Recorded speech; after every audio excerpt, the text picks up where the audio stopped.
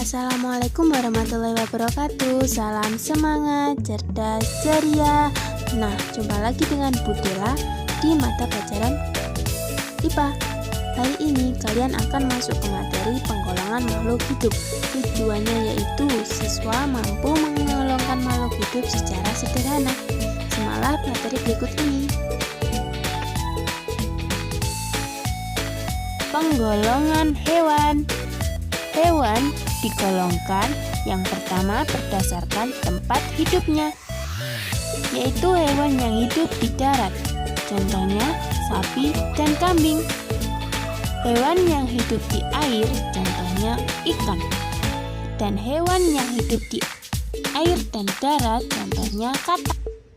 Selanjutnya yaitu penggolongan hewan berdasarkan makanannya. Yang pertama yaitu makan tumbuhan atau disebut herbivora. Contohnya yaitu sapi dan kambing. Yang kedua yaitu hewan pemakan daging atau biasa disebut dengan karnivora. Contohnya yaitu singa. Dan yang terakhir yaitu omnivora atau hewan pemakan segala. Contohnya yaitu ayam, kucing, dan bebek. Penggolongan selanjutnya yaitu berdasarkan penutup tubuhnya. Yang pertama yaitu berbulu. Contohnya kucing. Berambut, contohnya ayam. Bersisi, contohnya ikan. Penggolongan selanjutnya yaitu berdasarkan cara bergerak. Yang pertama yaitu dengan cara berjalan atau lari. Contohnya singa, kucing. Selanjutnya yaitu berenang. Contohnya ikan. Selanjutnya yaitu terbang. Contohnya kupu-kupu, burung. Dan yang terakhir yaitu melata. Contohnya yaitu ular. Penggolongan yang terakhir yaitu dengan cara berkembang biaknya.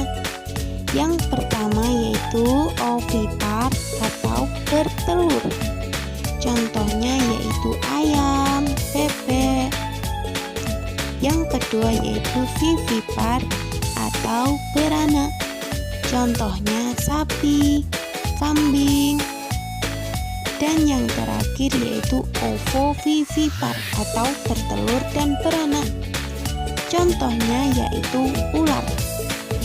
Penggolongan tumbuhan. Tumbuhan digolongkan menjadi bermacam-macam. Yang pertama berdasarkan bentuk akar. Akar mempunyai dua bentuk, yaitu serabut dan tunggang. Contoh tumbuhan berakar serabut yaitu kangkung. Contoh tumbuhan berakar tunggang yaitu pohon mangga. Yang kedua berdasarkan jenis batangnya. Ada yang berbatang basah, contohnya kangkung. Berbatang kayu, contohnya pohon mangga. Beruas, contohnya pohon kelapa. Selanjutnya berdasarkan jumlah keping bijinya. Ada yang berkeping satu disebut monokotil, contohnya yaitu jagung.